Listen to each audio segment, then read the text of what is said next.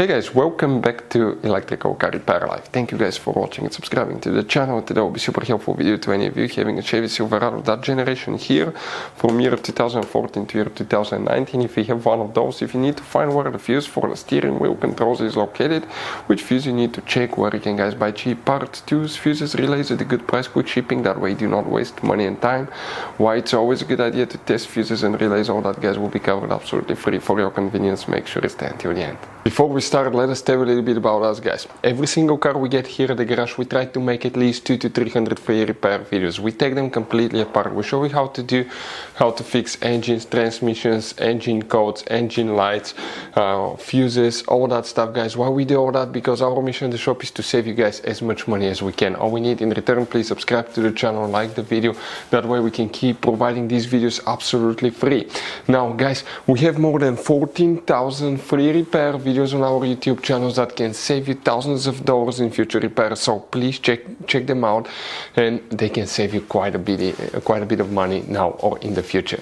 So the steering wheel control fuses, where you can guys expect to find them, we will demonstrate on this generation Chevy Silverado right here.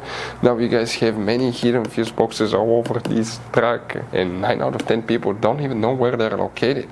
We will guys recommend to check out the video on our YouTube channel about fuse box location of Chevy Silverado, that generation here. What you guys need to do for the steering wheel controls guys, which fuse you need to check, open the passenger door, and here on the side of the dash you have that cover that comes off, pull it out, and behind it you have a fuse box with a layout like this one for 2014 through 16 models, and that's 2017 through 19. But before we continue, let's explain quickly why it's always a good idea to test fuses and relays. It is guys very important to test fuses and relays. On those fuses you cannot clearly see if they're burnt or not, especially you can see in the J-case fuses as well. And if you guys assume, okay, let's say you remove a fuse, you look at it and you assume guys that it's actually a good fuse, but it's actually a bad fuse, sometimes you cannot clearly see that.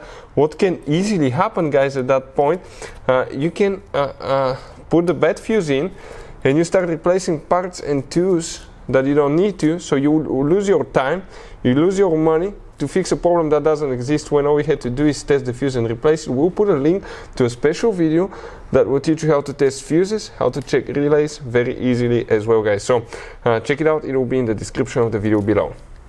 Now guys, quick thing, if you need to buy fuses, relays, parts, tools at a good price, quick shipping, that way you do not waste money and time guys, we're going to put the links in the description of the video below for your convenience. Please check it out, that way you do not waste money and time. For the steering wheel control specifically, we need to check only one fuse.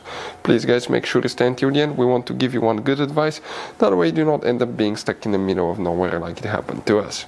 For 2014 through 16, if we zoom in, the fuse that we need to check specifically is known as fuse number 15, and we're talking about this little fuse right here.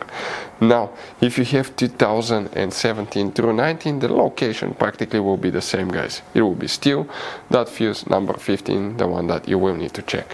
Now guys, you have all kind of different fuses and relays in that Chevy Silverado. You have different fuses, relays that could be really hard to find, especially if you're in the middle of nowhere.